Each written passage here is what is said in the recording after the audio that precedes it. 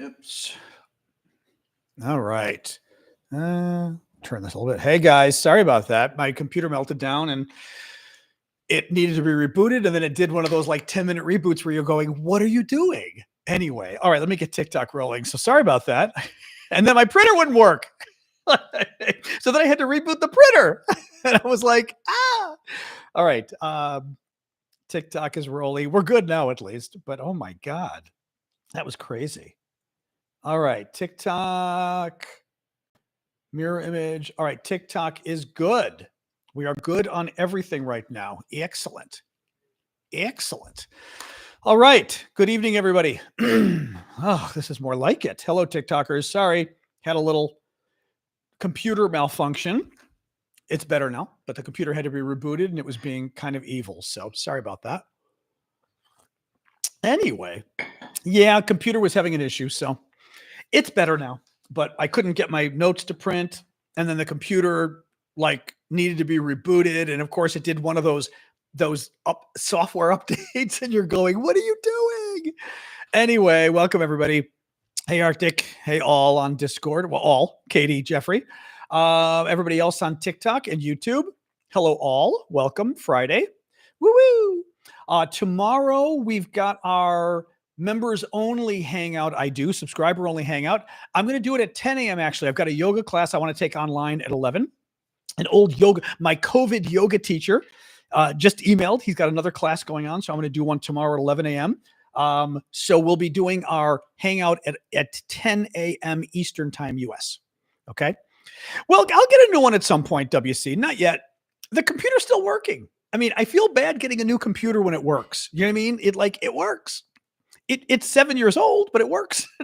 But at some point I'll get a new one and I will be happy to take donations to help get a new computer at that point. But at this point, happy Pi Day. Exactly. Happy Pi Day. 3.1415927 or 926 something else. I don't quite know it beyond there.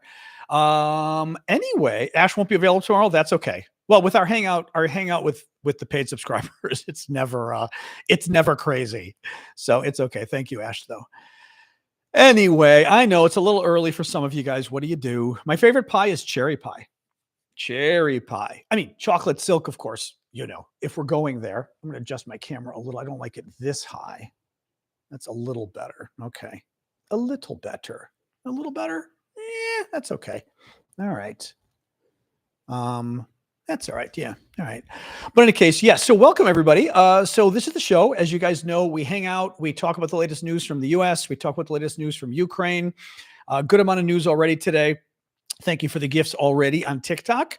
As you guys know, I do this show for a living. So your gifts are very much appreciated. Your gifts help pay the bills.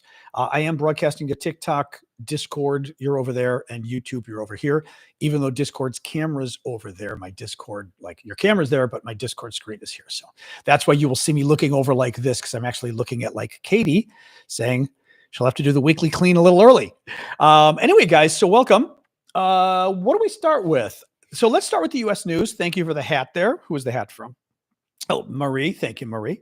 The U.S. stock market lost $5 trillion in value over the past 3 weeks from basically fear over Donald Trump's tariffs. The market did do better today. It went up like 2 to 3% today, so that's a little bit better. Thank you, Noah, for the gift. Consumer sentiment is falling. Consumer confidence is falling. That is a problem. It is a significant recession risk when that happens. Why? Because consumer spending is 2/3 of the economy. I've talked about this before, but it's a really important data point that I think it's important for some of you guys to remember. 2/3 of the American economy comes from money you and I spend. That's it.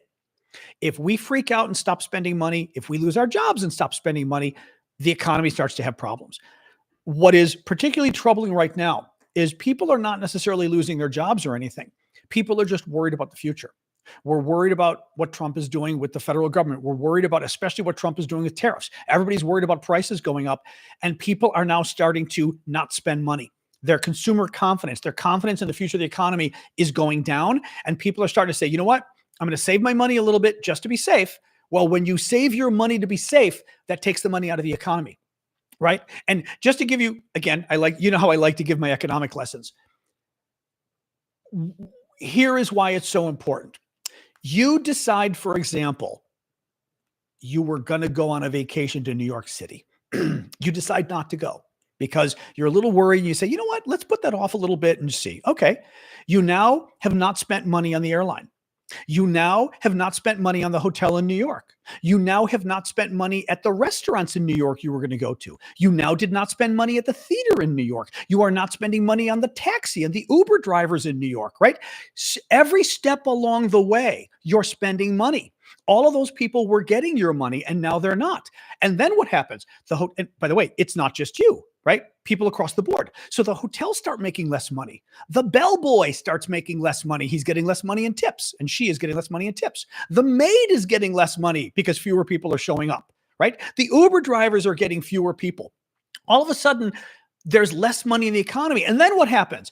Uber drivers start making less money. What do? They start spending less money. This is the ripple effect of how money, it's called the velocity of money. It's how like $1 circulates through the economy, and my dollar I spend on you that you then spend at the bank, or not the bank, at the grocery store, and the grocery store spends on buying vegetables, and the farmer who sold the vegetables spends it on buying fertilizer, right? And it goes on and on and on and on and on. This is why it's so dangerous to have consumer confidence go down. So Wall Street Journal, consumer sentiment fell to its lowest level since November of 2022. The University of Michigan's closely watched index nosedived another 11% in March, continuing a downward trend that has taken hold since Trump took office. Compared with a year earlier, consumer sentiment is down 27%. Americans are increasingly worried, according to the Wall Street Journal, about the potential economic impacts of government layoffs, funding cuts, immigration restrictions, and tariffs, which are already roiling the produce aisle at the grocery store. That's another issue, actually. Oh, thank you. Oh, that's a cool little gift there. Was that from You Adventures? The goofy little, it says treasure, but it looked like it was a like a ghost. That is, and thank you, Noah, by the way, I think I thanked you. That is another issue people are worried about, which is immigration. A lot of us are not thrilled about people crossing the border illegally. The problem you get, though, is a lot of Americans don't appreciate to what degree people who are here illegally are doing jobs and what those jobs mean. Those jobs, for example, on farms, something like a half of the farm workers in America are basically people who are here illegally. What does that mean? It means farmers can charge us less for food. If they hire Americans, first of all, let's pretend the Americans are willing to do the job. It's not clear they are, right? It's not clear they've got a bunch of Americans willing to work labor on a farm. If they were, those Americans would charge a lot more. That means food prices would go up a lot more. My friend Damien was telling me, for example, in the service industry here in DC, catering, a lot of the caterers use, like for waiters and things, they use guys who are here illegally. It's a lot of guys, whatever reason. A lot of guys who are here illegally. The guys who are here illegally charge $11 an hour. The Americans charge $33 an hour. Now, you could say you'd rather hire Americans. That's great. But when you've got 10 or 20 guys, okay, per job, and they're adding an additional $200 to $400 an hour because you're now hiring Americans, that catering job you hired somebody for 5, 6, 7 hours just went up $1,000, $2,000 in price because you're hiring Americans instead. Again, doesn't mean you don't hire Americans, but you better be prepared for your food prices to go up a lot, for your catering prices to go up a lot, your Ubers, everything else, if we kick out all the people who are here illegally. That's one of the sort of conundrums of in principle, we love the idea of, by the way, tariffs is the same thing, right? Trump keeps saying we ought to build all these things in America. Okay. Would you like to pay 5 times the salary of an auto worker working in America? Okay. We can build cars in America instead of building them in Mexico or wherever else, but you're going to pay 3 to 5 times the salary of the auto workers, and that's going to add a lot of money to the price of the car. And I got news for you. Nobody's willing to pay that. Some people are. I've always thought you know what it reminds me of? It reminds me of people on the left who are like anti-Amazon. And they would always, I remember, they don't tell me anymore, but years ago, people would tell me, you ought to go to the corner store and buy that instead of Amazon. And it doesn't matter if it's more expensive. And I was like, you think I'm paying $100 more for a TV to buy it at the first of all, like I'm going to find it at a local store anymore, a television, right? But you think I'm going to pay 100 or 200 more for a TV so I can support my local business? You're crazy. Like, most normal people are not going to do that. And I think that's the issue that happens when people talk about the tariffs. Bringing businesses home to America, people don't want businesses home to America. You don't want to spend hundreds of dollars more for a TV, right? Thousands of dollars more for a car. You don't. You also can get into a whole economic theory aspect here, which is, it's called autarky. Autarky is bad.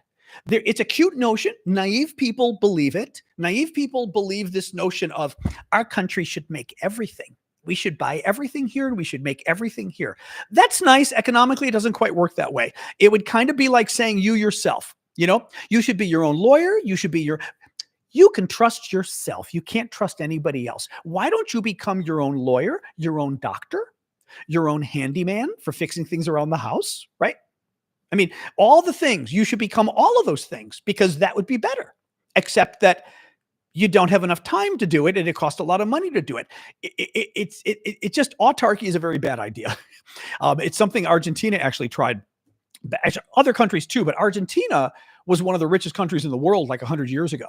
And then it unfortunately had a series of governments that thought, let's make Argentina great again, and focused. They even had their own auto industry. It was crazy. And it sunk Argentina. It was a disaster.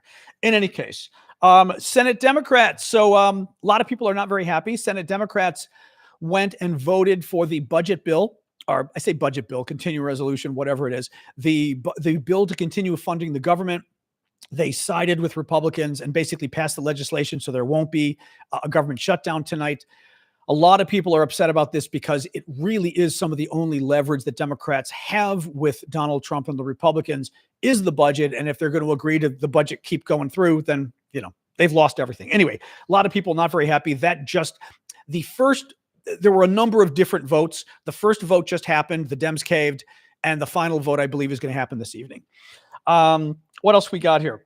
Commerce Secretary. So Trump's Commerce Secretary made a rather crazy, thank you, Candy, for the gift, a rather crazy comment today about Greenland. Trump, as you know, is still pushing this whole idea that the U.S. is going to go to war with Denmark or something to steal Greenland. Trump's Commerce Secretary said something absolutely bizarre today. Now, first of all, thank you, Diana, for the gift. What he said was bizarre. Thank you, Amanda, as well. What is also troubling is why he said it. They are still promoting this notion that we're going to war with Denmark or something. And they keep promoting it. And honestly, with Trump, I would believe what he says. And I've told, Arctic, my Canadian friends, although Arctic, I think, gets it already anyway, but I've told my Canadian friends the same thing. Trust him. If he's saying he's going to steal your land, he's going to steal your land, right? If he says he's going to take Greenland, he's probably going to take Greenland. Take him at his word and prepare for it. Europeans, prepare for this guy basically going to war with you, which is very scary, but you'd better prepare for it now and not sit back and go, oh, my big fear with Canada is that Trump's going to just go across the border and grab land. I think he's literally going to go across the border and grab some land just to be a jerk. Just take a mile or two of land in Canada and just take it and use it to negotiate or do something. It's very scary stuff. In any case, so this is our Commerce Secretary this morning, talking to Fox News' business channel. Listen to this. Trump's Commerce Secretary about Greenland. Just remember, the reason Greenland is part of Denmark, did you ever think about that? I love these people because it's wow. He's having a big karma moment on Greenland's part of Denmark. Isn't that weird? I don't know. Hawaii's part of America. That's kind of weird too. It's thousands of miles away, but whatever. I say even better. Guam is part of America, right? Guam is part of America. And that's crazy distance away in Asia, but whatever. He goes, Trump's Commerce Secretary, just remember, the real reason Greenland is part of Denmark. Did you ever think about that? Why is Greenland part of Denmark? because Eric the Red was the Viking, right? He was kicked out of Denmark for murdering people. He went to Iceland. He was kicked out of Iceland for murdering people. He goes to Greenland. And what does he do? He murders people and takes over Greenland. I have no idea what they're talking about. Somehow that was a justification for the U.S. invading and taking Greenland away from Denmark. I have no idea what that means. I mean, does this mean we get Australia too? Because I understand Australia was founded by convicts. That's at least the conventional wisdom. I'd like Australia. I like Australians. Pretty cool to have a country all the way down there. But like, you know what I mean? This just doesn't make sense. This is his commerce secretary. These are not serious people. These are not serious people. But I love that. He murders people. Eric the Red murdered people. As if Eric the Red, like, by the way, are we talking like 1,000 years ago, probably 1,200 years ago, I'm going to guess, right? That Eric the Red, like went to Greenland and Iceland and somehow that makes it illegitimate or something. These people. Portugal. So this is actually interesting. This is sort of the beginnings of the problems America is going to have with Trump, and what happens when the world doesn't like you anymore. Portugal has ruled out buying F-35 fighter jets from the U.S. Portugal was looking to buy these new generation fighter jets from America. They have now decided not to do it because they said they don't trust us. The jets apparently require, where is this? They require, I don't know if I have it here, but it was in the article. They require upgrades, software upgrades and other things as they go on. It's almost, honestly, it's kind of like TikTok's app, right? I mean, it really is kind of where, you know, like the TikTok app, when it got taken out of the app store, we need updates. And if you can't get updates, it stops working. F-35s work, or your computer or your iPad or your iPhone, how it needs updates. Same thing. These F-35s need updates. And the concern Portugal has is that if the Americans, you know, go to war with Europe over Greenland or whatever, or side with the Russians in a war against Europe, they can just turn off the F-35s basically. And all of a sudden, Portugal loses its Air Force. Kill switch too. Well, that was my concern, Super Hornet. Super Hornet mentions a possible kill switch. So they're not going to buy them now. That's kind of a big deal. I mean, if our own NATO allies are afraid of buying weapons from us because they don't trust whose side we're going to be on, this is insane. This is absolutely insane. Oh God, this story today, I couldn't believe this one today. This story out of Task and Purpose, which is actually Task and Purpose, I don't know if it's an official military publication. It is a very good publication about military affairs. I don't quite recall. I don't think it's official. Like, I don't think it's sort of, you know, Pentagon related or anything, but very good military affairs publication. Task and Purpose reports today that Donald Trump is trying to hide the graves. Okay, get this. Trump is trying to hide the graves of Black, women, and Latino U.S. military veterans at our national military cemetery called Arlington National Cemetery. We have a number of national cemeteries around the country, I believe, which I did not know before, but I read that the other day. Our main one is Arlington National Cemetery. It's the super famous cemetery in Washington, D.C. We have two presidents buried there. John F. Kennedy's one of them. I don't know who the second. Grant? Is Grant there? I don't know. Who's the other president buried there? Trump has, and this is crazy. The Arlington Cemetery staff admitted to Task and Purpose that on the orders of Donald Trump and his Secretary of State, they have hidden any information directing you to the graves of Black veterans, women veterans, and Latino veterans. On the website, they used to have links directing you to people. They used to have links directing you to the Medal of Honor winners, especially among those. And because of Trump's orders, they've removed links on the website helping you find the graves of Black, Latino, and women veterans because it was too woke to highlight our war heroes who were Black, women, or Latino. Guys, and again, Task and Purpose magazine. I mean, it's a or newspaper. It's a super reputable publication. It is beyond disgusting. As folks are saying, there's no excuse for this. You will recall that previously Trump had banned the teaching of the Tuskegee Airmen history at the Pentagon for the military. It was actually a military training facility, I want to say out in California, perhaps.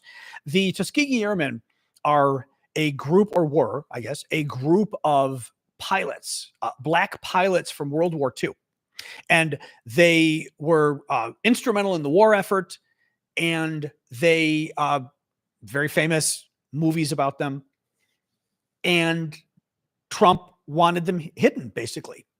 He didn't want it being taught, because if we teach about them, I think it was the Air Force. It was some of the Air Force. I don't know if it was the Air Force Academy, but it was some of the Air Force teaching their newest recruits about the history of the Air Force. And as part of the Air Force, they were teaching them, bye-bye, Cher. Bye-bye, Cher. They were teaching them about the history, for example, of African-American pilots and the African-American heroes of World War II. Trump didn't like that. So they banned it. Well, became a huge scandal. And then Trump immediately unbanned it because it didn't look even Republican members of Congress did not like the idea of banning the Tuskegee Airmen. Again, a hugely famous part of our history, of our military history. The other thing that got banned last week, we talked about this, the Enola Gay. The Enola Gay is an airplane. It is an airplane that dropped the bomb on Japan, or dropped the first bomb on Japan in World War II. I mean, the bomb, right? The big one. It was called the Enola Gay. I did not know, but some of you guys told me it was named after, I believe, the aunt of one of the pilots or whatever. Her name was Enola Gay. They banned the name. They removed it at the Pentagon from all the history records and stuff because it was gay. It was the guy's mom. Okay, it was the guy's mom. They banned the mention of it. They scrubbed it because it was gay, because her name was Enola Gay. The plane was called Enola Gay. Do you get it? They banned it because the plane was gay and they didn't want a gay plane. I mean, guys, crazy stuff with these people right now. Absolutely crazy stuff. So that's what's going on. I suspect with Arlington, I hope with Arlington, they're going to turn it around. What is so scary to me is this is so insidious. This is so, I mean, that they're doing this step by step by step by step. And they keep doing so many moves. Thank you, Jorge. So many moves against blacks and against women and against Latinos. And they're doing it. Remember not the Spy Museum, but we've got like the CIA. I don't know if it's called it's called the National Cryptological Museum? Cryptographic Museum? What is it, guys? One of you guys knew the name of it before. It's a really cool spy museum we have outside of DC in Maryland. It's not the touristy spy museum. It's a little spy museum that's really cool. I've been there. And it's out in Maryland, kind of in the middle of nowhere compared to DC, like National Cryptological Museum, something like that. A cryptographic. Okay, is it cryptographic? Thanks, Black Cats. It's really cool. And it's sort of the early history of spying, but spying with cryptography, with secret codes, and how with the early computers to break the codes and this kind of stuff. They had to cover two big panels they had devoted to like women and people of color in cryptological history, because typically they were not highlighted before, right? Typically we thought it was all white men, and a lot of women and blacks and others were instrumental. Well, they put cloths covering them at the museum. And again, thank God it caused such a stir online. Thank you, May, for subscribing. It caused such a stir online that they took the cloths away and brought it back. But they had to hide the black people and the women who were part of our history at the CIA and the NSA and the other spy agencies. They had to hide them. It is cryptologic. Okay, I was going to say cryptologic for some reason stuck in my head. National Cryptologic Museum, I believe it's called. Amanda just found it. Yep, National Cryptologic Museum. It's a really cool museum. Again, it's not really close. It's not terribly far, but it's not really close to DC. But it's a neat little niche museum if you're kind of a geek into this stuff. So this is what we're dealing with, guys. I mean, this is really screwed up. Now, what is the movie, by the way? Martin mentioned the movie. Just since we're talking on the subject, what is the movie about the Tuskegee Airmen? Is it called the Tuskegee Airmen, or is there a different name for it? Just to tell people in case anybody wants to sort of Google it and look for more. Just curious, real quick. And I'm going to look at my notes. Red tails. That's what it's called?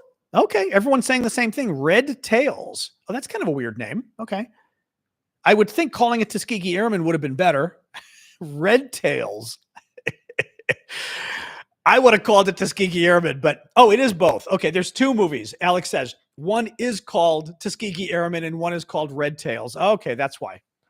Okay, all right. Any case, Google it. It's a really neat story. Oh, I said Google and my Google went off. Stop it, Google. All right, and Tap says it's a great movie. JD Vance, final little story before we get to Ukraine. JD Vance got booed last night at the Kennedy Center. This is kind of interesting, actually. The Kennedy Center, actually, I may pull up the video if I've got it here. The Kennedy Center is our National Performing Arts Center. It is not political, so to speak. Trump made it political. Trump came in and fired everybody on the board of directors who was a Democrat. He fired the head of the Kennedy Center, who isn't partisan at all, and he put all Republican activists there. He made the new head of the Kennedy Center be that whack job, Rick Grinnell, who's the sort of gay Republican MAGA activist guy who I know do not like very much.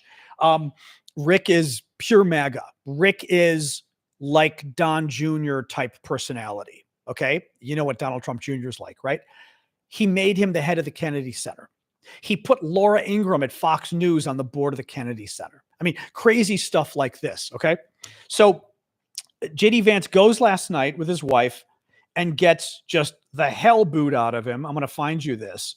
And basically, that kind of stuff hasn't happened before. It happened because in this case, people are so upset at the fact that Trump has now politicized our national arts, which is, something in fascist history that they do. Let me find this if I've got it handy. Let me see if I've got it handy. Oh, I do have it handy. Here we go. Here. Oops. It kicks in a second. Kill that light!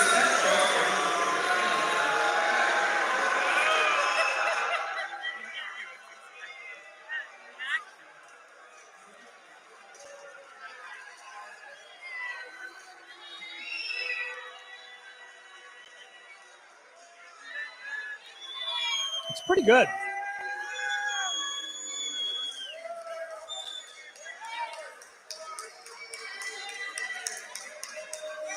It's pretty good. It's pretty good.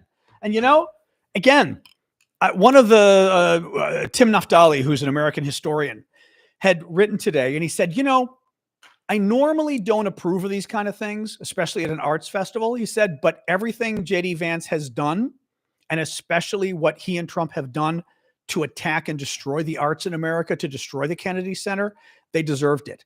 And this is one of the points I like to make that, the MAGA folks don't always understand, or they choose not to understand. Tactics, generally speaking, tactics are not right or wrong. They're right or wrong based on whether you are correct in your motivation to use them. What I mean is, there's the dog again, booing somebody depends why you're booing them. Booing Joe Biden because he's a Democrat, not acceptable. Booing Donald Trump because he's a Democrat or Republican, not acceptable. Booing Donald Trump because he's an autocrat, yes. Booing JD Vance at the Kennedy Center after they have basically destroyed the Kennedy Center and turned it into some MAGA activist organization, yes, that's okay. And that's sort of the difference is you don't just, the dog, I think she's got a little water. We'll see. I may have to get her water. And sort of the MAGA folks don't often understand this nuance, that it's kind of like Trump. Actually, it's very much like Trump when he threatened Zelensky to cut off the weapons. The issue isn't cutting off weapons. America is allowed to cut off weapons if we want to. The question is why we're cutting off weapons. Are we cutting off weapons for good reasons, or are we cutting off weapons for corrupt reasons? Are we cutting off weapons because you're a bad government and we don't want to support you? Or are we cutting off weapons because we want to corrupt you and extort you into stealing our election and helping us steal the election? That would be a corrupt reason. And the same thing with booing. Booing people in public totally depends why you're booing them. If you're booing them for bad reasons, it's not okay. If they deserve it, it is okay. Very simply done. Let's move on to Ukraine. It is day 1,113 of Vladimir Putin's special 3-day military operation in Ukraine. So Trump's negotiator was in Moscow today. Putin does this all the time. Putin kept Trump's guy waiting for 8 hours. He arrives at, mind you, you arrive in Moscow having flown from Washington. It's gotta be, I mean, layover or not, it's gotta be 10 or 12 hour flight. Alexa, how long is the flight from Washington, D.C. to Moscow? From Washington to fly to Moscow, it'll take about 10 hours. 10 hours. There you go. 10 hours. Yep. Direct would be 10 hours. The guy flies 10 hours, the poor guy. And Putin keeps him sitting outside his office for 8 hours before he'll see him.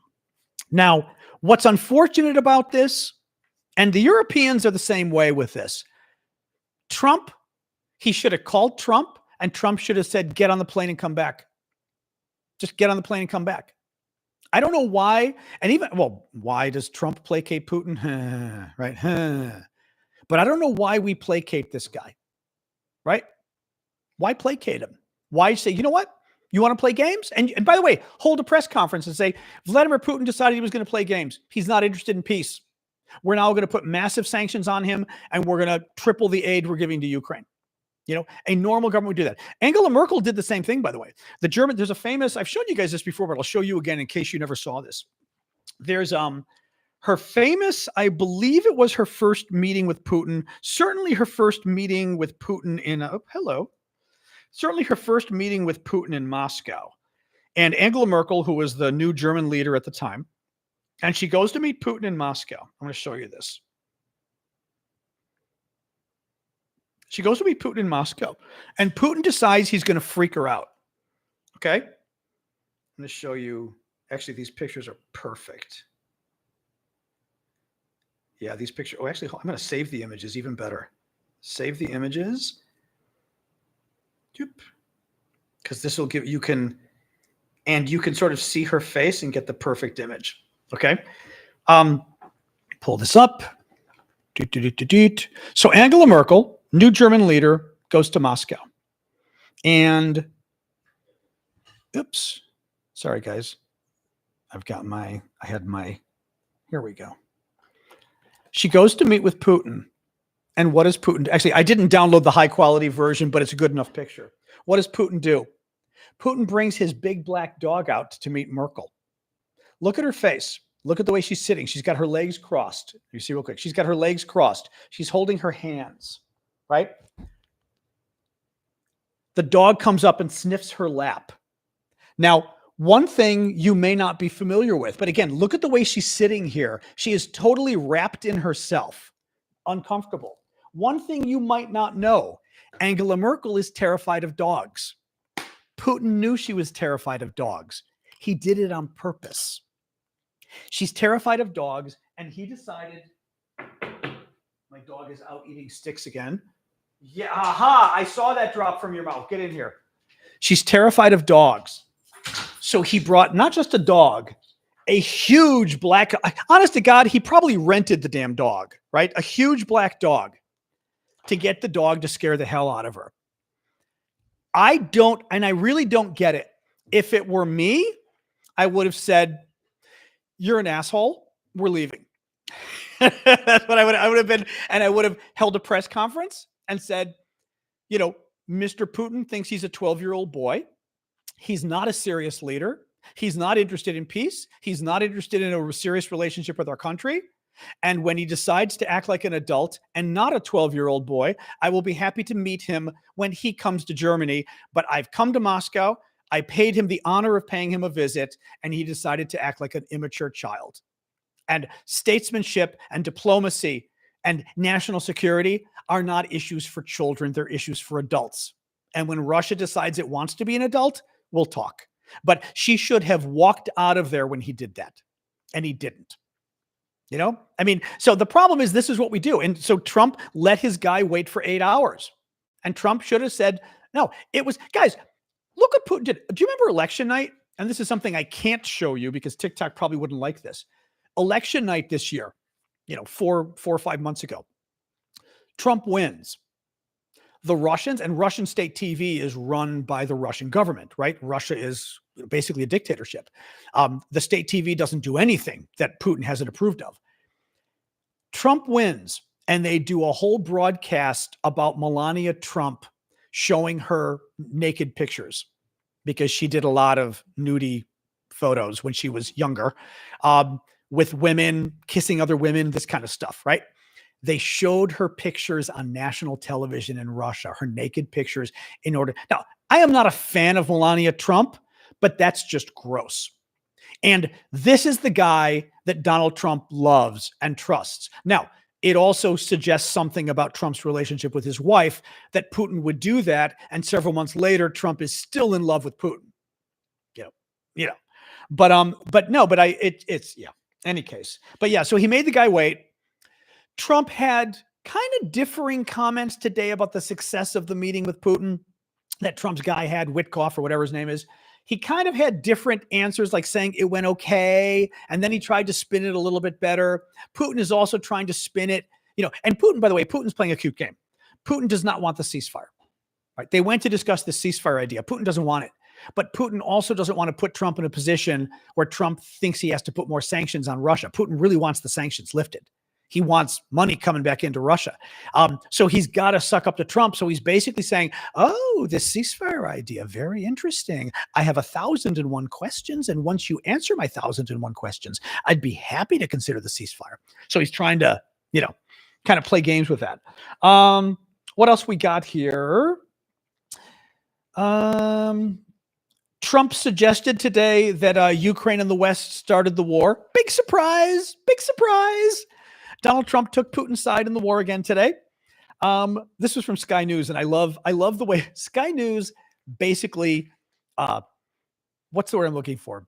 It doesn't give any more SHITs about Trump. They just don't care anymore. I mean, they're just calling it like they see it. Sky News, in increasingly meandering remarks that will further alarm leaders in Kyiv and Europe, Trump says Biden should never have let this war happen before appearing to suggest Ukraine was to blame for the conflict with Russia. First of all, you don't want to pick on somebody that's a lot larger than you. So Trump thinks the war, that at least the latest version of the war, started in 2022 because Ukraine was picking on Russia in 2022. No, what actually happened was Putin wanted to annex Ukraine because he has long wanted to make Ukraine part of Russia, and he believes Ukraine is part of Russia. He even wrote an essay about it like a year or two before. And he wanted to make Ukraine part of Russia to basically reconstitute the Soviet Union, at least reconstitute it in part by getting back some of the land they lost, such as Ukraine. He therefore invaded to get the land back. He did not invade because even on its face, Ukraine was picking on Russia? How does that work exactly, right? The little guy was picking on you and you had no choice but to invade because he was picking on you? I mean, it doesn't even make sense. But again, Trump's problem is you never quite know if he's a little addled in the head or whether, is he lying or is he just uninformed? And I never quite know what the deal is there. I never quite know what it is. That one, Ash, I don't know if you saw that one. That one that I just got is one to keep an eye on. Those are the subtle, clearly Russian trolls, the one that I just zapped. Don't know if you caught that one. That was did you catch that though? Because that was the tricky Russian trolls, that person. Very tricky. Or their agents abroad. But yeah. Anyway. All right, a little bit more here. Oh God. And then Trump repeated another Putin lie. So Putin has been putting out, I say lie, but basically unsubstantiated. There's a little Sasha shot down here for the YouTubers. Putin has been claiming, and Sky News and other news outlets investigated this. Really? You're going to go again and eat more sticks? Seriously? And there's no information, there's no evidence to back this up. Putin is claiming that the Ukrainians are surrounded in Kursk, the region in Russia, and thousands of Ukrainian troops are about to be killed. Except there's absolutely no evidence to back this up at all. Trump repeated it today.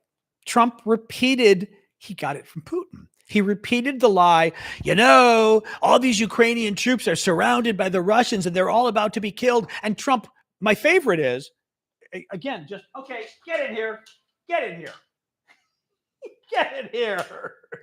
She's just eating sticks. It's like I try to accommodate my dog to let her go outside and kind of hang out and stuff, and she eats sticks the whole time.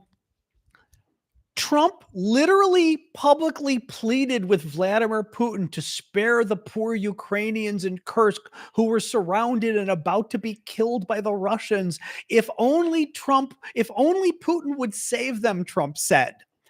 The problem is it's not true. And again, all the experts say there's no evidence to suggest the Ukrainians are surrounded. Sky News' military experts, Michael Clark, actually said there's like a small pocket of Ukrainian troops that are already leaving. He goes, at this point, nobody's surrounded. Everyone should be fine leaving. They have to withdraw, but they're fine leaving. The problem is Trump is begging Vladimir Putin not to kill these people, like as a favor to him. So, I mean, it's pretty easy for Putin not to kill them since Putin's in no position to kill them, right? I mean, he's in no position to kill them. So basically Trump is, hold on, Ash, I'm getting this one too, just for fun. Trump is, there we go. I had to get another troll. Sometimes I like to get the troll sometimes.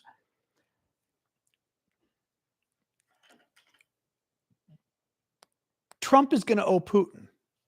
Okay. Trump is begging Putin, don't kill the Ukrainian troops you've encircled.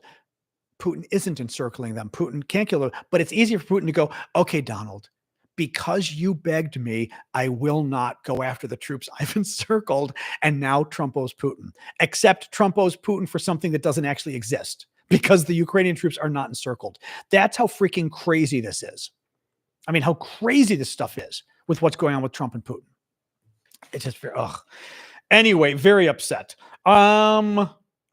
This was interesting. Marco Rubio is our Secretary of State. He's a very weak-willed individual. He's very conservative, very anti-Russia, very anti-China, conservative on defense. The problem is he has no backbone. He has no spine. He was one of the anti-Trump people who now is like Trump and became Trump's Secretary of State. Rubio gets asked today if he trusts Vladimir Putin. He refuses to answer the question and says, that's an irrelevant question. Foreign policy is not about trusting. It's about actions. He didn't want to answer the question. What's interesting is he didn't want to say yes, because that would have been too far even for Rubio, but he didn't want to say, he didn't want to say, yes, I trust him, because he doesn't. And even for Rubio being a suck up to Trump, he can't say that. But he also didn't want to say no because he knew Trump would get upset if he said, of course I don't trust Putin. Right. But I thought it was interesting that he tried to sort of hedge the sort of middle ground there.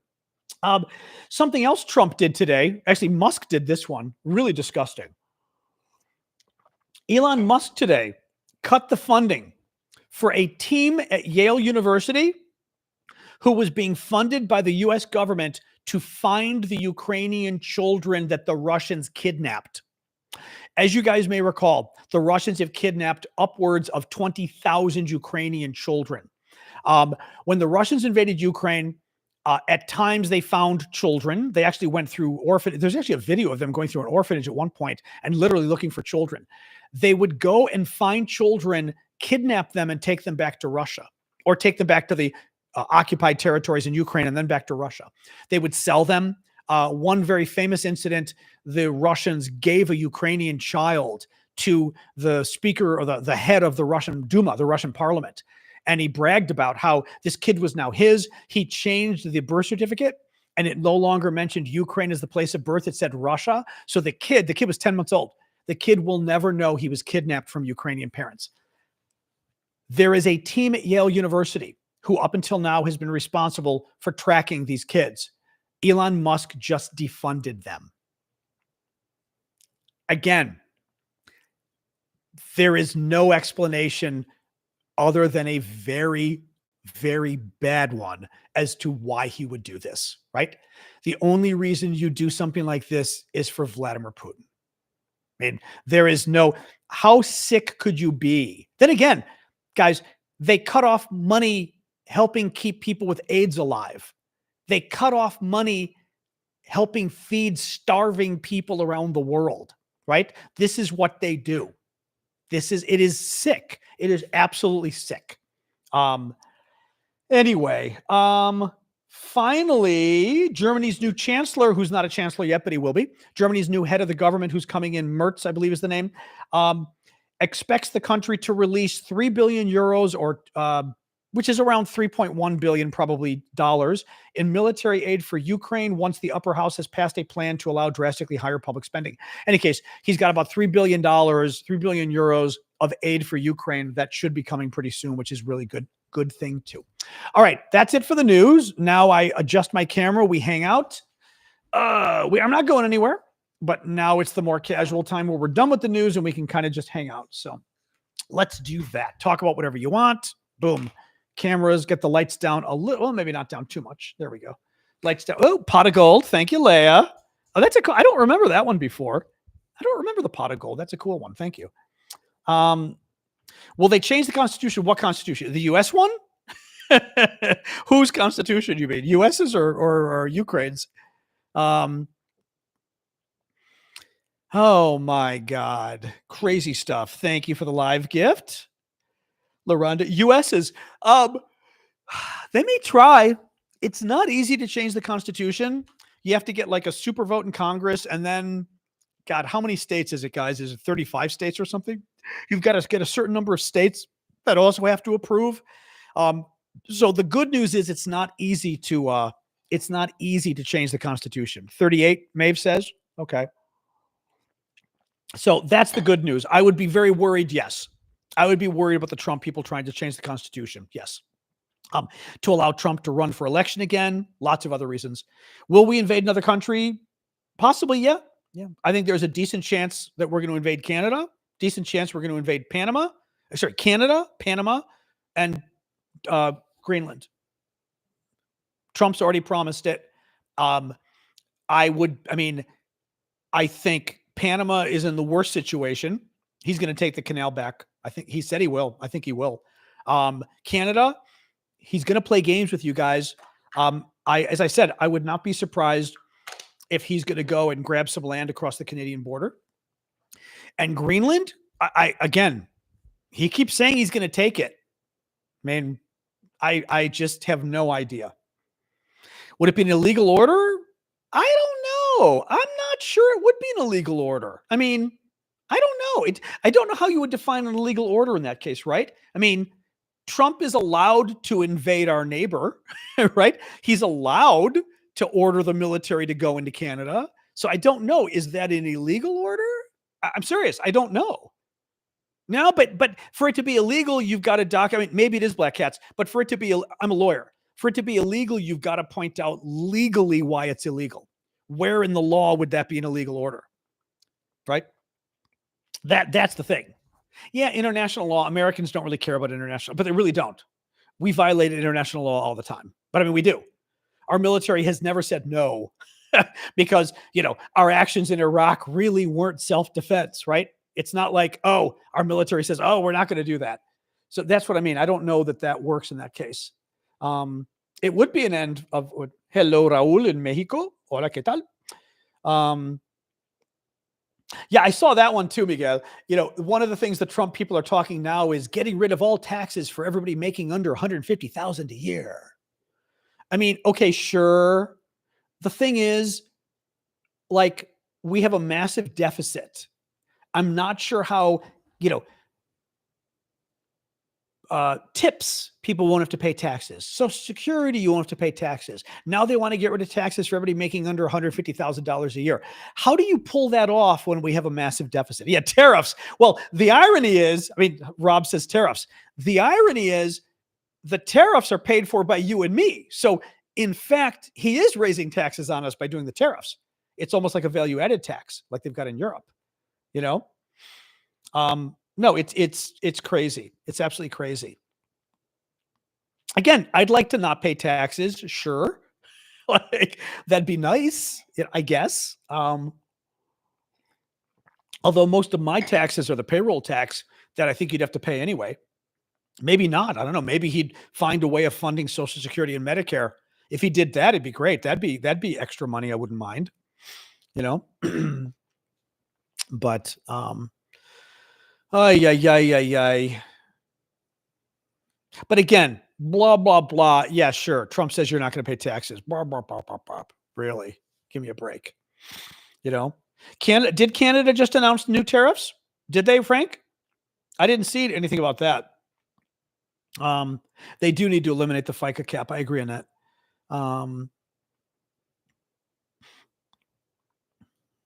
What else, guys? What else? I know France has a nuclear submarine or some kind of submarine in Canada at the moment, apparently, which is nice. Good job, kind of France. I agree, but sorry, excuse me, I was yawning. I even had my coffee. I had my coffee like an hour and a half ago, and I'm still yawning. But actually, I slept really well the last 2 nights, like shockingly well. So, kind of good. Anyway, pocket. I'm not having more. No. I had a third coffee. If I have more coffee, I'm going to get like heartburn and stuff. I don't. Too much coffee is like, ugh, it doesn't make you feel well. What else we got, guys? Any auctions? I know I've got a ton of auction items. Let me this weekend kind of pull them out and set them up because I still have a lot of really cool auction items. Oberlisk, you're this far from being blocked because I'm assuming you're a troll putting out spammy stuff. It's what it sounds like. Yeah, mods, at least mute Oberlisk. And if Oberlisk decides they don't want to be a troll, they can come back tomorrow and see if they're not. But currently, that's just weird. That's like weird. That reminds me of the other weird person we had the other day. Maybe he's not a troll. Then what the hell's he talking about? Oberlisk, what are you talking about? What $5,000 check? I'd love to have gotten one, but I did not get a $5,000. It's a very weird question. I'm sorry, but it sounds like a troll question. Yeah, it's really weird. Nobody got a stimulus check. Who got stimulus checks? There's no stimulus check. There is none. Yeah, there are no stimulus checks. Thank you, Jens. Who got Jennifer got the membership. Thank you, Jens. It's a TikTok thing. What does that mean? Oh, okay. Sorry. I thought you were trolling. Musk said he's sending a 5,000. Oh, because he's claiming he's going to give Doge checks to people. Oh, sorry. Okay. Sorry, Oberlisk. We had somebody weird the other day offering to give people money. That's why I thought you were that person. I was like, okay, that was weird. Okay. Sorry. Never mind. I'm glad I asked. Yeah. Elon's talking about giving. By the way, are we cutting all these programs to cut the deficit, or are we cutting all the programs and giving the money back to taxpayers, which means we're not cutting the deficit? Which one is it? Right? Or not the deficit, the debt. We've got trillions of, my God, actually not even trillions. How big is the national debt? Like 21 or 27 trillion or something crazy? What is it? It's a crazy amount. Alexa, what is the size of the US national debt? Sorry, I don't know that. Oh, you're an idiot. Jesus Christ. Hey, Google, how big is the U.S. national debt? On the website usafacts.org, they say, per person debt has increased at an average rate of 5% per year since 2000. No!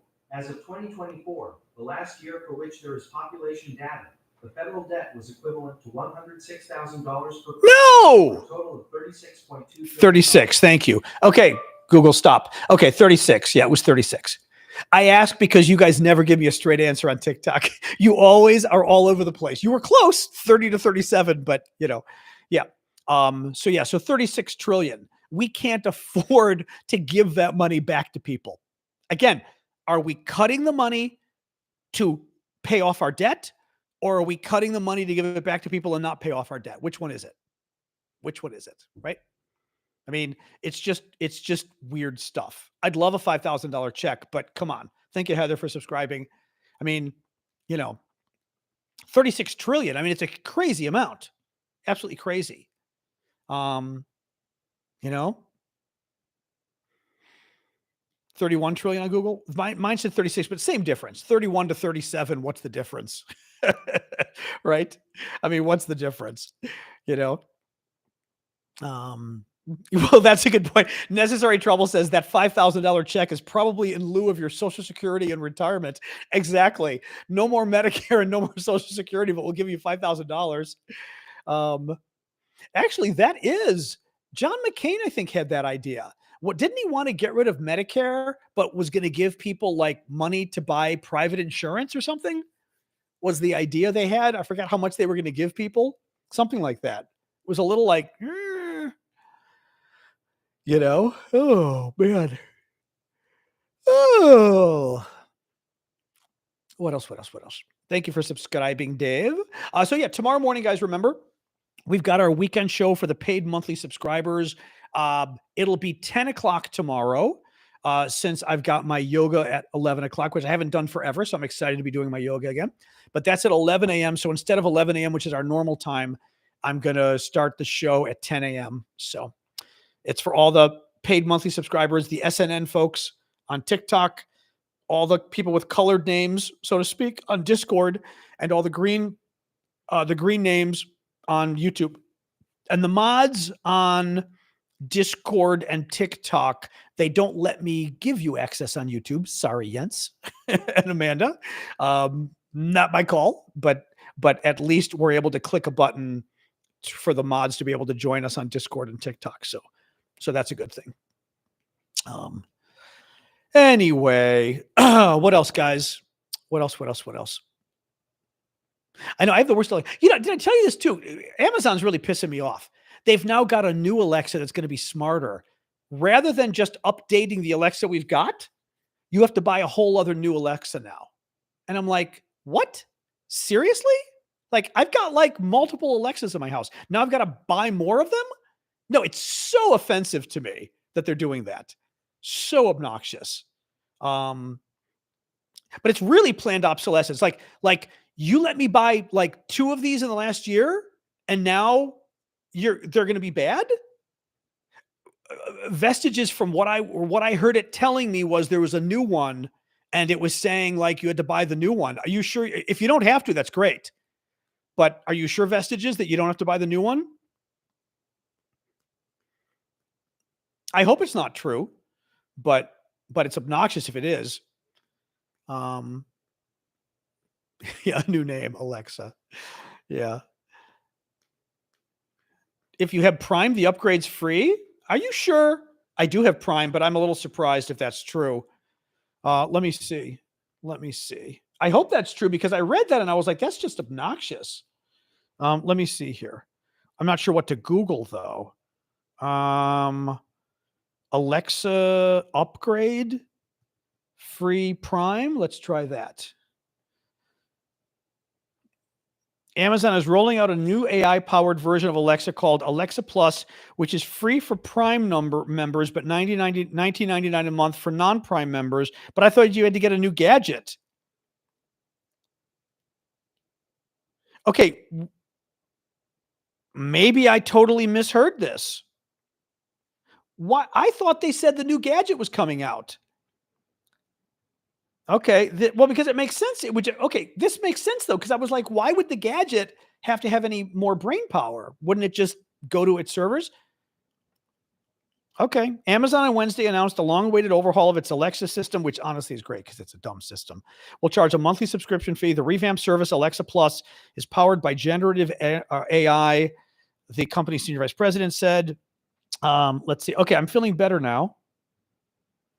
For the first time, Alexa will charge users to access a version. $19.99 a month is a lot. Free for Amazon Prime. Woo-woo, but that's a lot. We'll roll out in early access next month. Can purchase concert tickets, order groceries, book dinner reservations. I don't do any of that stuff with Alexa. Give recipe suggestions. Sure. It can also read study guides. Quiz users on the answer. That's interesting. Organize handwritten documents, recall information. That's good. It's an AI. I mean, clearly. Okay, that's interesting. Okay, I'm feeling better about this now. I mean, all of these AIs are fascinating, but they're going to have to at some point figure out which AI leads them all. You know what I mean? Okay, I'm feeling better. Take it back. Thank you, Amazon. I was getting a little worried there. Thank you, Making Donuts, for subscribing. But there's so many different AIs now. Actually, I did try. I did not like it. What was the other one I tried? Starts with like synchronicity or something. What the hell is it called? There's some other AI. I tried it. Did not like it. It was weird. I tried the Chinese one too. Did not like it either. No, it's called synchronicity or something. Some name like that. Not synchronicity, but something like that. And I tried the Chinese one, didn't love it. Perplexity. Thank you, Sacred. Perplexity. And then I tried DeepSeek, didn't love it. It was okay. I got to tell you, the best one so far has been ChatGPT. And again, I hate to say it, Amazon, I mean, Twitter's AI is really good, but don't quote me on that. It's shockingly good. Now, actually, here's the only thing. I read a really neat article yesterday that was rating different AIs. And the article was basically that all of these AIs are really good at conning you, that when they don't know the answer, they guess, and they tell you very definitively the answer that they're guessing at. And it's pretty freaky. I had it do it to me the other day. I don't know if you remember, I told you there was a book I found about one of my ancestors. Well, there's two different books. One book I found mentioning the era my ancestor was in. And I had the PDF, I asked ChatGPT, whatever, to read it. And it read the book and said, oh, yes, there's multiple references on your ancestor. I've learned all this information. And it gave me all this information about my ancestor. My ancestor wasn't in the book. I later said, because I wanted to see the references, I said, okay, how many times was my ancestor mentioned in the book? It said 0 times.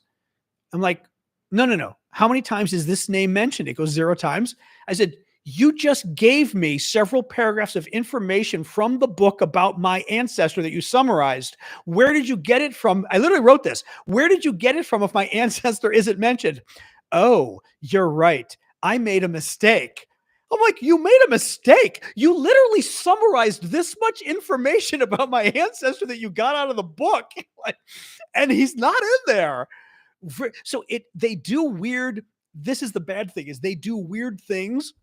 And the article was great. The article was grading the accuracy of the services, but it was also grading how much they basically lie and I wish I had, I don't think I kept a picture of this, but it was interesting. It was basically showing that I think like ChatGPT and Grok, I think, do have the best accuracy, it was saying.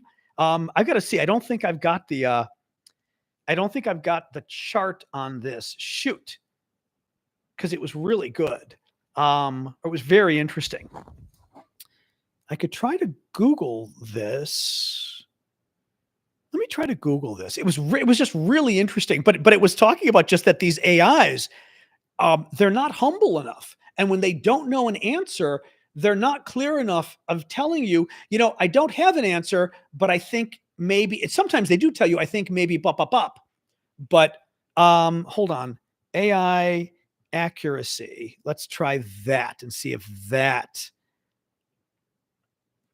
I'm going to go for news.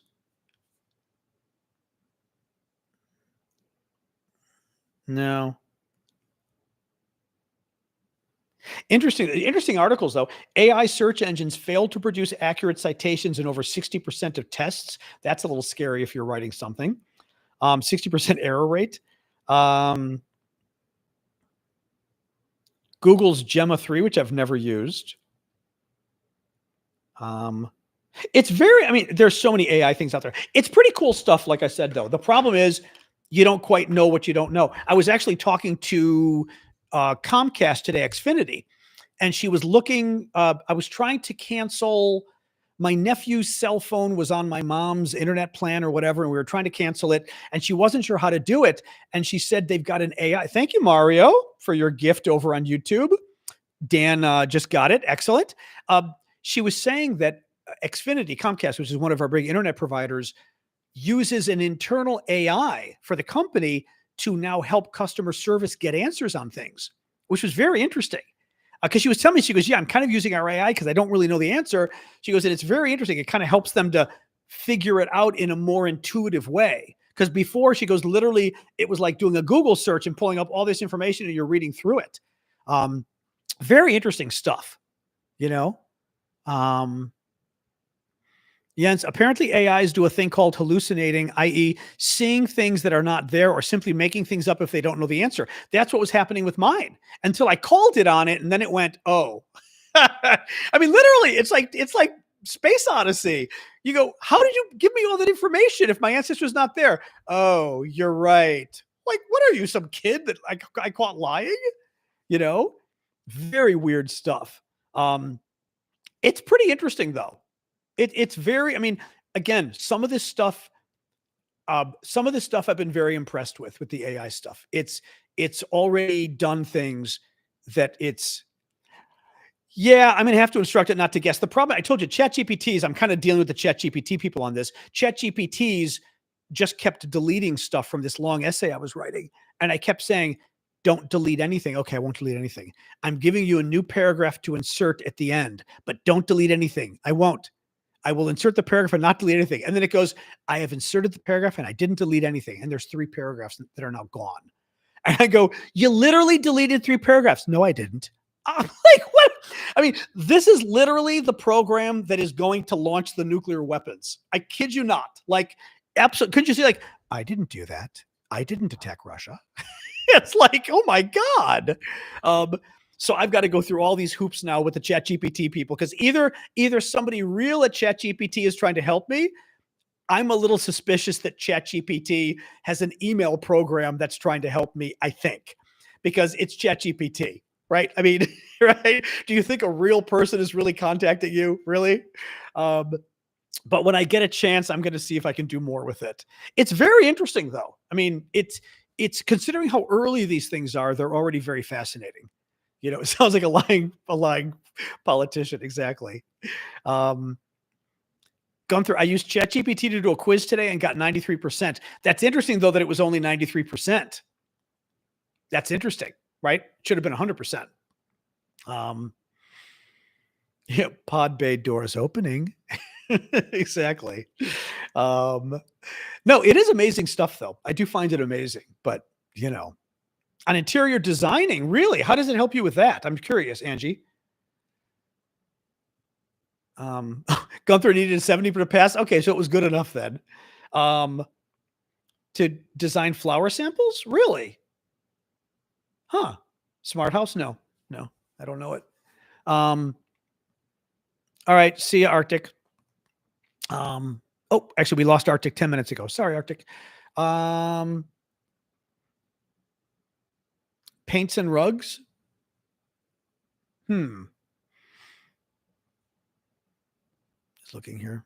Black Mirror new season. I have not watched, well, Black Mirror, I've watched a couple of them.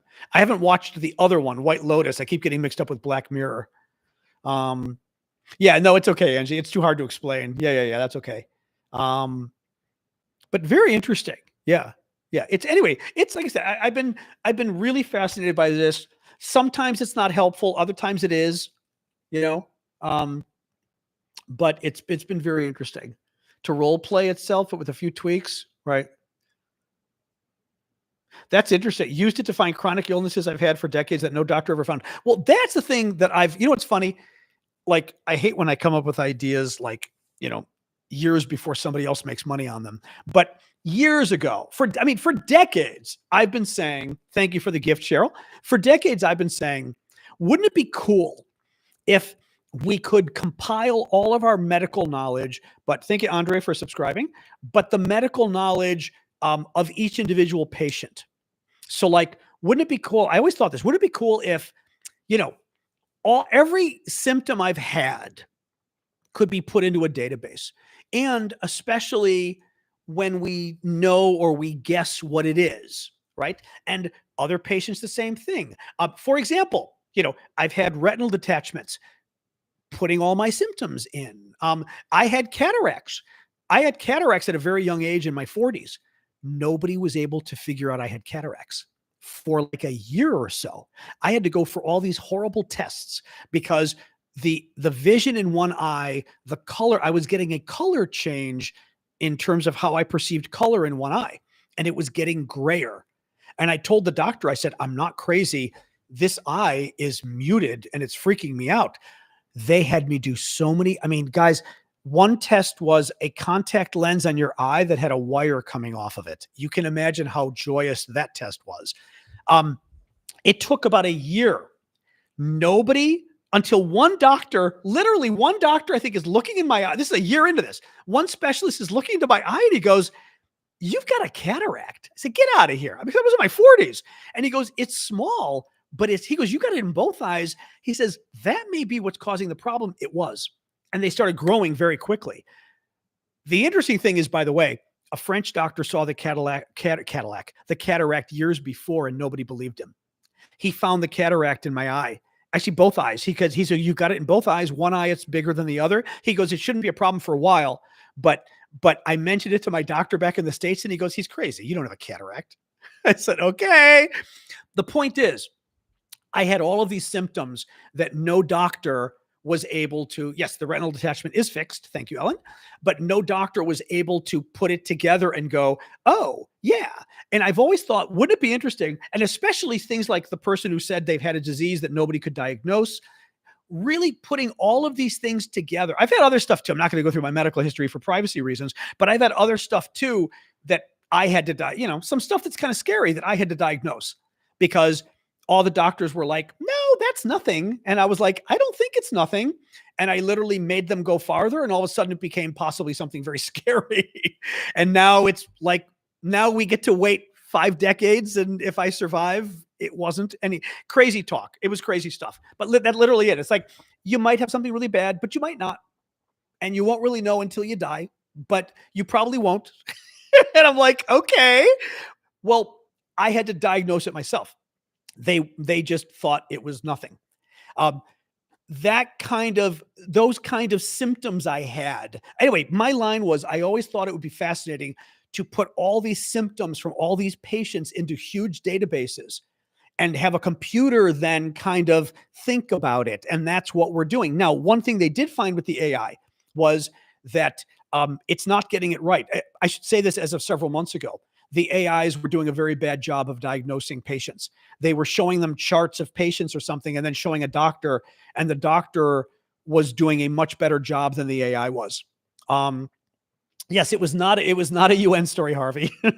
But the doctors did a very bad job, or I should say the AIs did a very bad job of diagnosing conditions that we already knew what the person had. But you know what? That'll change though. I think it'll change.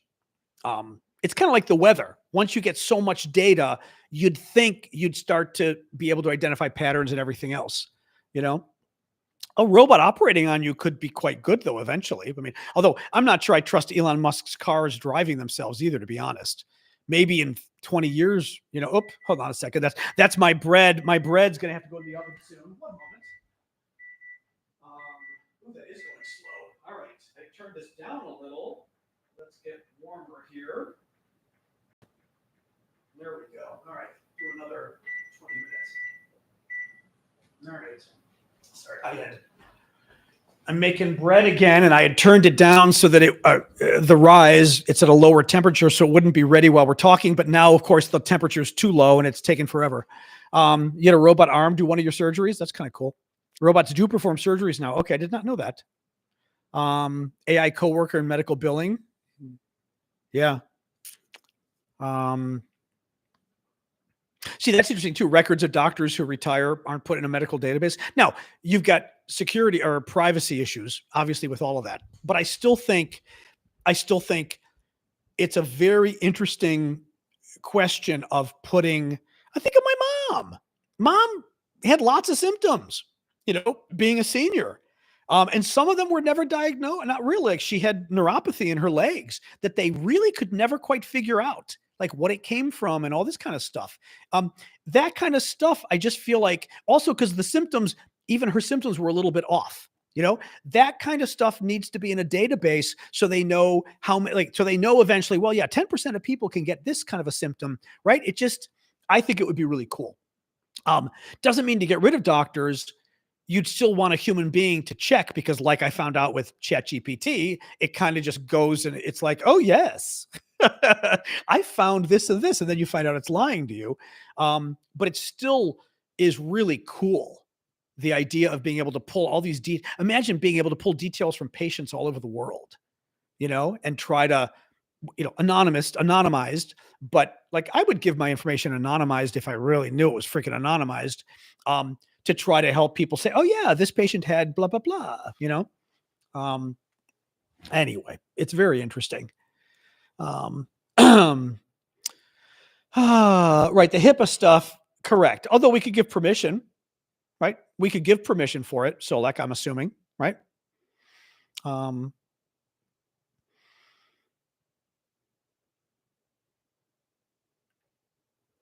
Wandering Chill says, the problem is a lot of symptoms are self-reported, but not physiologically shown with current tech. I'm not sure what that means. I don't know what you mean by that. What does that mean exactly? Self-reported, okay, but what do you mean not physiologically shown with? Are you saying a person says they're having symptoms? Thank you, Katie, for subscribing, but there's no way of proving they're having these symptoms for real? Is that what you mean?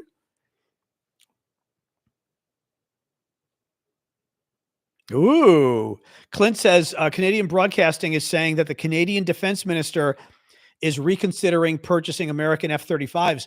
I'm telling you. Oh, subscription confirmation? Duchovny from what? You don't mean subscription for here, or what do you mean? Subscription for what? You're excited for, or here maybe maybe that's what you mean.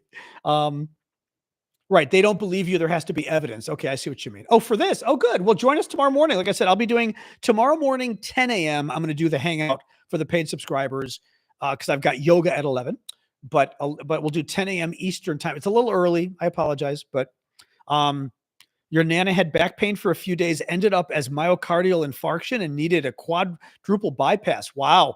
Actually, back pain. Yeah. I was reading about that. Back pain can be, back pain can be this. What was it? 10 Eastern. Yes. What was it? I was reading this a month or two ago about back pain with some very rare heart thing that they have a hard time diagnosing. And apparently you can die from it, like boom. And I was reading an article about either an article or a Twitter thread by a doctor, but it was very interesting. And it was talking about how hard it is to diagnose. And most of the patients, you know who it was? Remember the Canadian guy, that Canadian guy in his 30s who died, who went, oh, hey, Marion, the Canadian guy who died, who went to the emergency care and it took so long he left. And they were blaming the Canadian system for him dying. But then I read an article on it by doctors saying, no. I mean, yes, it was horrible. The guy waited and they didn't get to him, but it is incredibly difficult to diagnose this. And typically at emergency rooms, they won't, like they were giving examples of a doctor who, I know what it was. The doctor, does somebody know what you Canadians will know what I'm talking about. I'm forgetting what the condition was that the guy had. And one older woman was diagnosed correctly and they saved her life. Aortic dissection or rupture. Maybe that's it. This older woman goes in, not feeling right, whatever. Aortic dissection. Okay. She's not feeling well. And, they're checking her out. She seems to be pretty good. I think she may be sweating. She may have a fever. I'm not sure what, but I remember at one point, they're thinking she's old and, they think she's got heartburn or whatever. The doctor notices her daughter is rubbing her back. And the doctor says, why are you rubbing her back? And she goes, oh, she's been complaining of like back pain for a couple days. And the doctor thinks aortic dissection. So he does some test, and I don't know what the test is, but whatever test is, he found it. And then it was an emergency and they saved this woman's life. She would have died. They said she would have been sent home and she would have died. And it was literally because the doctor noticed the daughter rubbing her back and said, why are you doing that? I mean, but the problem is that's how nuanced it is and how cryptic it is to find these things. Really interesting.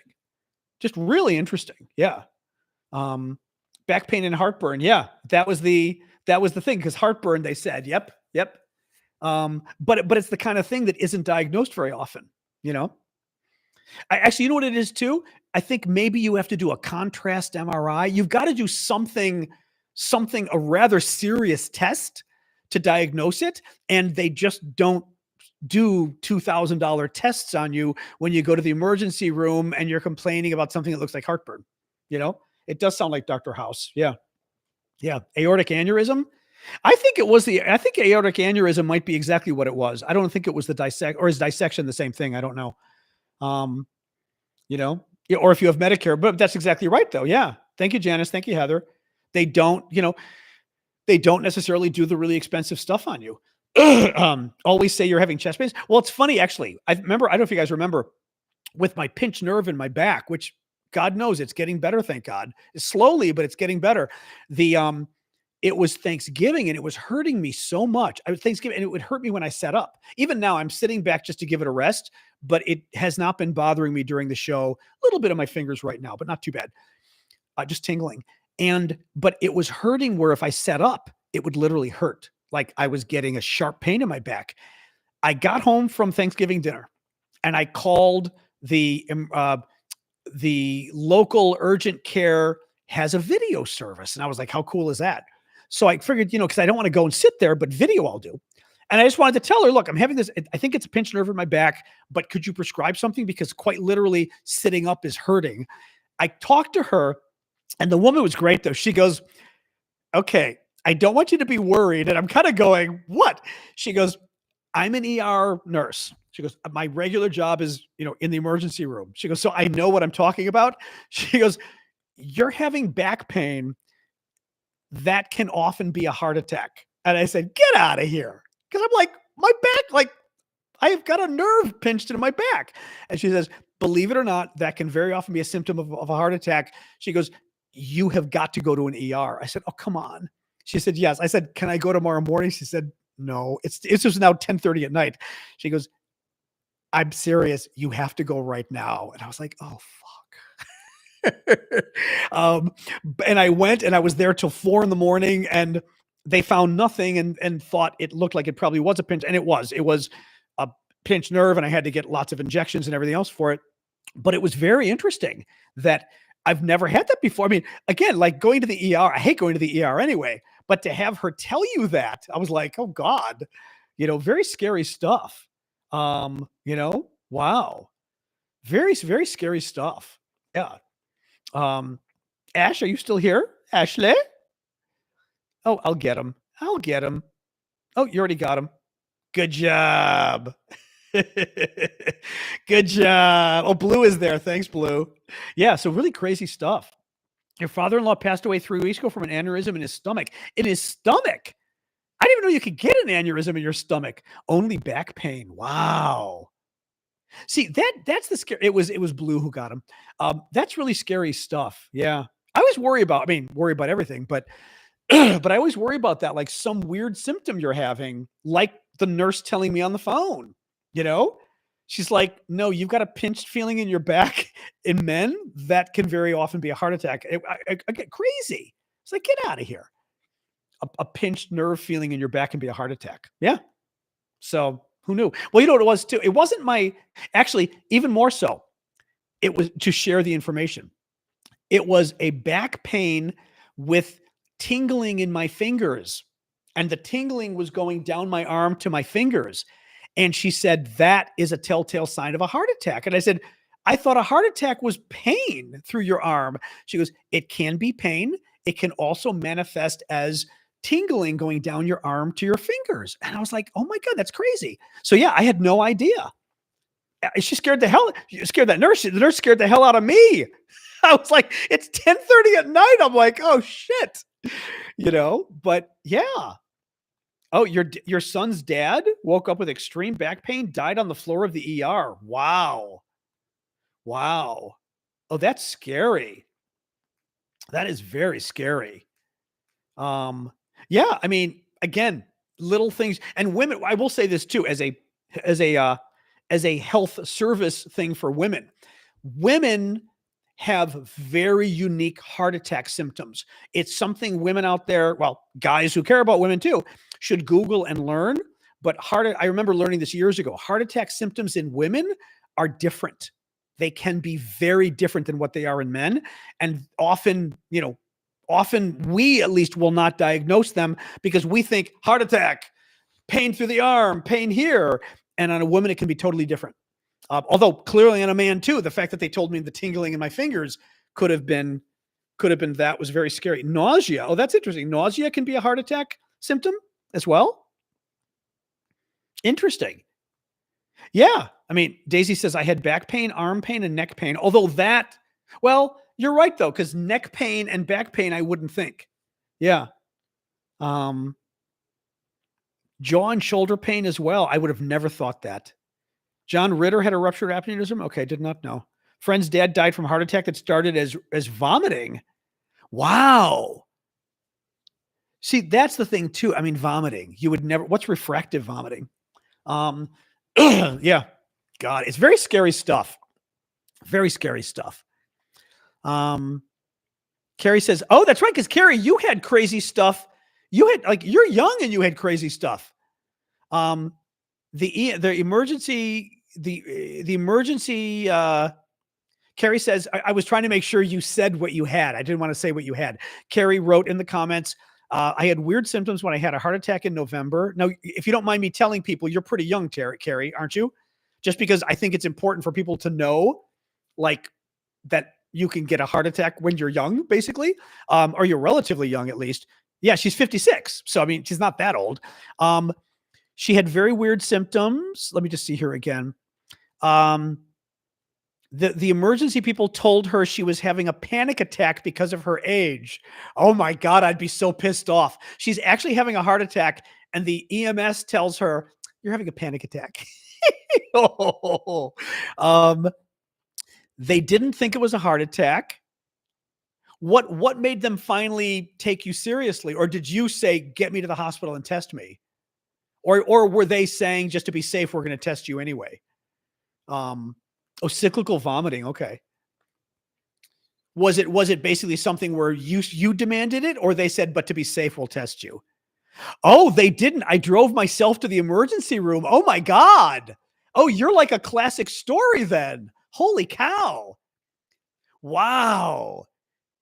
The emergency medical people told her she was having a panic attack. She didn't believe it, so she drove herself to the hospital and she was having a heart attack at age 56. Wow. Oh, that's just scary. Well, you hear that with women with like breast cancer and other cancers. Oh my God. The most famous case of that is I say famous is Rosanna Dana, a wonderful comedian. What's her name? Oh my God, I'm freaking out. Was married to Gene Wilder. Hilarious, wonderful comedian. Come on, you guys. Somebody, Gunther will know. Somebody knows her name. Gilda Radner. Gilda Radner was this hilarious American comedian back in the 1970s.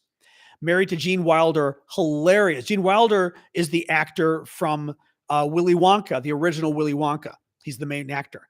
And you can Google her story. It's a horrible story. She wasn't feeling well for a year. And the doctors basically didn't believe her for a year. And it ended up being ovarian cancer, I want to say. Somebody can check and tell me. I think it was ovarian cancer. And the worst part was, had they found it when she told them, it could have been curable. Basically, that year made all the difference, they told her, and it killed her. And she was convinced, crying, convinced there was something wrong and they wouldn't believe her. Actually, I had a friend too. I had a friend who was gaining weight. And again, something is wrong with her. She's gaining weight uncontrollably. She's like a belly and like hormones out of control. They wouldn't believe her. They finally, and I don't know what maybe she made them do an MRI or something. They found a tumor in her, non-cancerous, but not non-cancerous, not malignant, a tumor in her belly, her abdomen that was like the size of a softball or something. It was like this big, a tumor in her abdomen that Nobody believed her. And she made them check. And as I told you, I had some weird skin stuff going on that they basically were telling me was nothing. And I made them do a biopsy, and then the biopsy came back horrifically scary biopsy. And now it's maybe it is, maybe it's not. It just, I went to all the experts. That's just the way it is, you know, and I get to wait my whole life and see, maybe it's nothing. But the point is, had I believed the doctors, we would have never even known this. Like, you know, it's a little crazy. And the problem is you're in a weird situation where you don't want to be Mr. and Ms. Paranoid, right? But at the same time, you hear enough stories. I had one myself, enough stories of people getting very serious illnesses and the doctors don't believe them. And it's like, you know, but you don't, again, you don't want to be crazy person going, I know I'm sick, but you know, and for women in particular, I'm told, like I said, women, breast cancer, among other things, breast cancer in particular, I seem to remember hearing for women, is one of those issues where you've really got to advocate for yourself because for whatever reason, they don't take it seriously. I don't know what it is. Crazy stuff. Yeah. Yeah. Anyway. Yeah. Nobody believed her. Gilda Radner. Horrible. Yeah. Your mom had pneumonia. The doctor told her she had lung cancer. Oh my God. Told her she had lung cancer. Okay. I mean, well, that's a misdiagnosis. At least the doctor took it seriously. I mean, I'm trying to find something positive here, right? At least they didn't blow her off, but that's still pretty bad. I mean, my God, that's scary stuff. Yeah, black people especially have that problem. The doctors think they're complaining. They don't believe them in this country, at least. But women too. I had heard that with women, that there's something with, which is ironic too, because women very often, okay, anecdotally, women tell me that women tend to be much more stoic than men, meaning women tend to be much more stiff upper lip, not complaining about pain, whereas men are just big babies, you know? So it's kind of surprising that they wouldn't take women's pain seriously if in fact women are less likely to complain than a guy will, you know? Your dad died. And I said, something's wrong with me. They said chronic kidney disease. Oh, wow. Oh, it was a baby. Oh, oh God. Well, I mean, the thing is, sometimes they just get stuff wrong, you know, and based on the symptoms, I can deal with that, I guess, but it's when they don't believe you at all. And it is something serious, right? And they just think, nah, you know, oh, that's sad. Jared says, if I want a doctor to take me more seriously, I bring my husband. Oh, wow. Wow. You wonder what that is. Like what would even, I don't even that, I mean, I believe you, but that just blows my mind. Like what? Wow. Wow. Wow. Yeah, that's crazy. Drink more water and exercise is the woman's cure to everything. Wow. Interesting. Yeah, woman doctor listens to you. Yeah. Yeah. Wow, that's anyway, very interesting. Wow. Wow. All right. Anyway. Yeah, I mean, you know, it's funny. I worry about illness, but I don't necessarily go to the doctor. But I go to the doctor when necessary. Oop, my timer's going off again for my bread. Oops. Yeah, a little more. At least it's heating up now. All right. I was actually talking with a neighbor about that the other day, that about we will call it quits in a second here, but about people who like go to doctors for everything, who drive me crazy. You know, and it's like people who get a sore throat and they go to the doctor. And I've never understood that. And I'm like, you've got a sore throat or you got a cold, going to the doctor for medicine. Like you got a cold. Like, so I will admit, I'm one of those people where I will not go for that. But if I think something's really wrong, I'll go to the doctor. I mean, although I didn't do it for my finger, which is better. It's still hurting, but it's much better. You know what I mean? I basically diagnose myself a little bit. I don't refuse to diagnose, put it that way, right? Oh, thank you for the panda. I don't refuse to diagnose. Thank you, Janice. But I will sort of diagnose myself and go, okay, this doesn't seem as serious, You know, I am not a fan. I mean, we've had relatives who have died who didn't get, thank you, JPT. You know, one of my cousin's husbands died. He didn't get his colonoscopy and it killed him. And I think he'd never had one. And like at age 66, he died, you know? So, I mean, you've got stuff like that too. That stuff drives me crazy. People who just refuse to, don't get their physicals, don't get their colonoscopies. My God. And this guy was like a really intelligent lawyer, accomplished lawyer and everything. So like, I mean, my point is like educated, white, because in the Black community, there's more fear of the medical profession, this kind of stuff, right? So like everything going for him, and he still was terrified of getting a physical. I'm not a physical, terrified of getting my iPad's about to go dead. I'm at 5%. We'll have to end shortly anyway.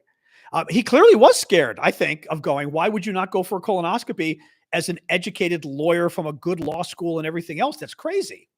And it killed him. It literally killed him, I mean, and has, many kids, and grandkids and stuff, and his wife, and he's gone now.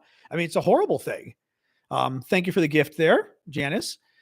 That's something I've never understood. But some people are that way. They're like afraid of going to, they're like afraid of going. It's both. I don't think you should go to the emergency room for every little owie, but I also think people who are afraid of going to doctors drive me a little crazy, but I don't know. In men, that's interesting. In men, it's a thing, Kevin, people being afraid of going to doctors. Yeah. I just don't, like I said, I don't quite, I don't want to find out something's wrong, but I'm not crazy enough to think if I don't find out, I'll be okay. It's like, if I don't find out, then I'm going to die. like that's the way I think. I'm like, I don't want to know, but I'd rather know and try to fix it, because if I don't know, it's going to kill me. Right. So who the hell wants that? Yeah, you've got to get that colonoscopy. Do not keep forgetting to reschedule it, Robert. I mean, I know multiple people who have died from colon cancer, multiples, including some very young.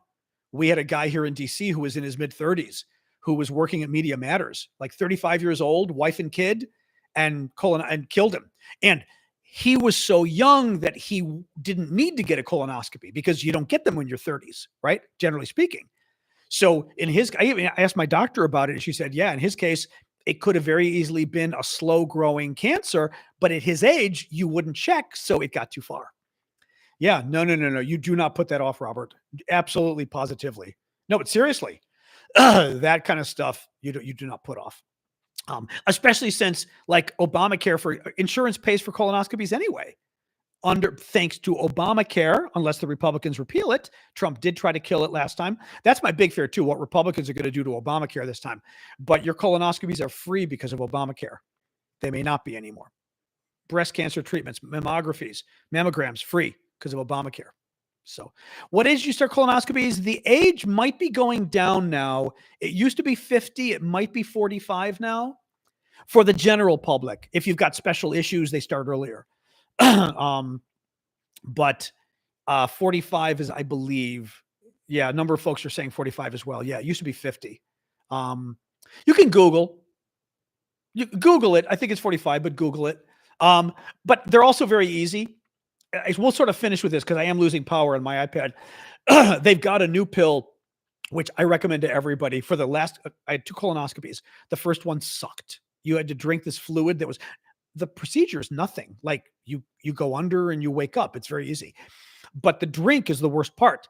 Now they have pills and water. It was the most wonderful thing I've ever experienced in my life. I think I started doing it during the show with you guys. You have like 2 pills every half hour, and you have to drink like, I don't know, 6 cups of water or something over a 2-hour period. But it's water. It's fine. The other stuff tasted so disgusting, you couldn't even drink it.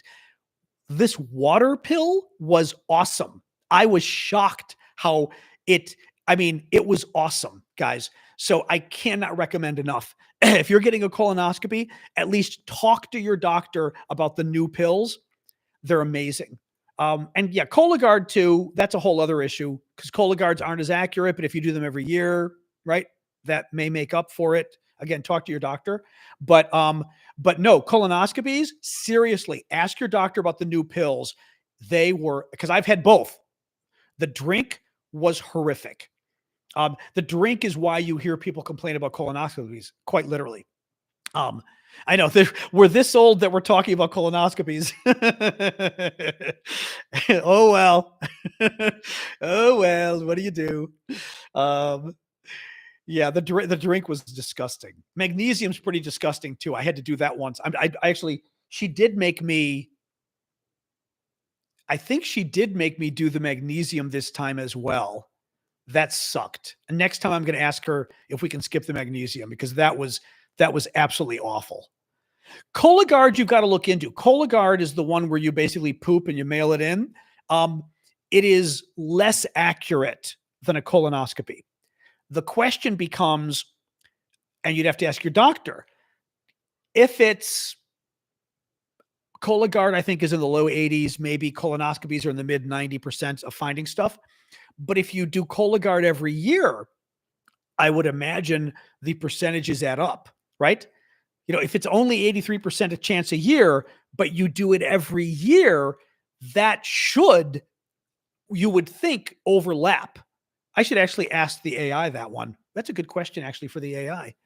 Now I'm kind of curious. Hold on. Before we go, we're going to ask, we'll ask ChatGPT because now I'm very curious about this Cologuard thing. Oops. Chat, come on. ChatGPT.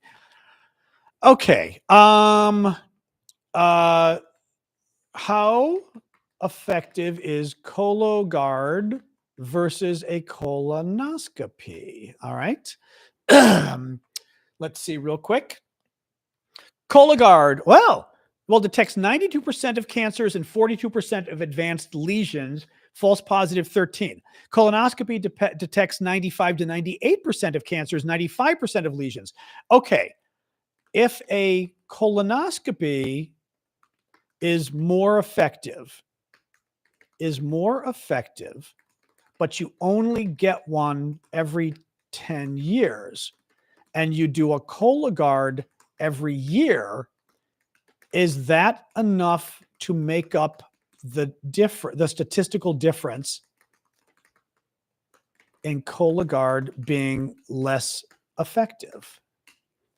Of course, it may just lie to me because ChatGPT, you know.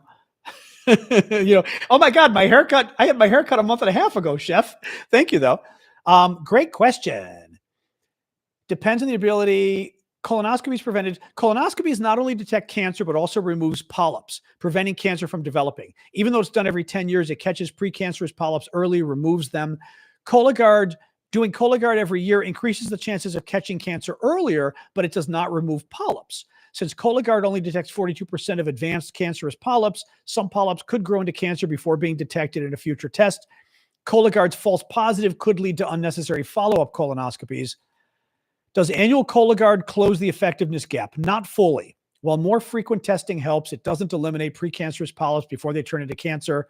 Modeling studies suggest that Cologuard every 3 years is less effective than a single colonoscopy in reducing colorectal cancers. That's every 3 years. Doing Cologuard yearly would improve detection, but still wouldn't match colonoscopy's preventive power. Wow.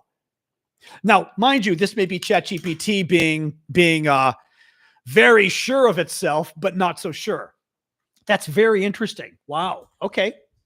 Very interesting.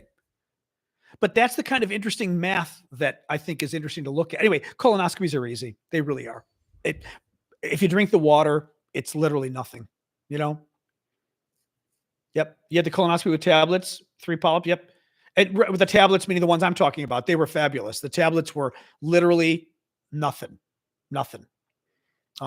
Anyway, all right, guys. So I'm going to go. Like I said, I'm losing my battery here, and we've been talking for a while. Do follow me on TikTok. I always forget to ask. Dad's a doctor, says no to Cologuard. Well, there you go. I mean, it is certainly a concern about not removing the polyps. That's certainly a concern. You know, my guess is maybe if you're older, like your last colonoscopy is at 80, 70 or 80. Is your last colonoscopy at 80 in this country or 70? Remind me. I think I don't know. Which one is it, guys? Does anybody remember before we sign off? Is it 70? That's nice. Alexa, at what age do you get your last colonoscopy? Oh, there's an age. Alexa, at what age do you get your last colonoscopy? From helpline.com. Once you turn 75, 70. 80, in some cases, Oh. the doctor may recommend that you no longer get colonoscopies. Oh, 75 or 80 in some cases. Okay, so it depends. It depends. Oh, well, yes. No, if you have polyps, that's a different thing. That's a different thing. They stop at a certain age, Annette, because colon cancer generally grows so slowly that the idea is, like, for example, at 80, if they don't catch anything at 80, in principle, it's not going to be what gets you, right? Something else is going to get you at that point. It's a similar idea to some degree like prostate cancer in men, that they will treat it, but not always, but usually the prostate cancer is so slow that they tell you, yeah, we'll treat it, but don't worry about it because something else will get you first. So, but that's why. Yeah. Yeah. And it depends on, like, like you said, if you're finding, hey, Jamie, if you're finding polyps, they may want to keep testing you because they're finding polyps, all right. That's it. We've now had our colonoscopy discussion. Hopefully Robert's going to get his now. I've never had polyps. No, everyone does not have them, Jason. No. So yeah. Yep. All right, guys. Well, let's have a, yep, exactly. Go get it. Go get it. All right. Exactly. We saved a life tonight. We made well, I don't want saving Robert's life, but at least we're making him go to the doctor, which is good. All right, guys, have a good night. I will see a bunch of you tomorrow morning. Like I said, the show for the monthly subscribers is at 10 a.m. Eastern time, a little early, so I can do my yoga at 11. Otherwise, back Monday, 6 o'clock Eastern. All right. All right. Bye, guys. Have a good night. I will start with Discord. Still got 3% left on the iPad. All right. Discord. Oh, sorry. I was just seeing from Dave here. In Nova Scotia, they send you an annual home stool test. Well, I got one for my insurance too this year. Like, they sent me the stool test and I was like, if you're willing to do it every year for free, that's fine, but I don't want to skip the colonoscopy, I think. Anyway, all right, guys. Oop. All right. YouTube and then Twitter. YouTube, you're next. Bye-bye. Boom.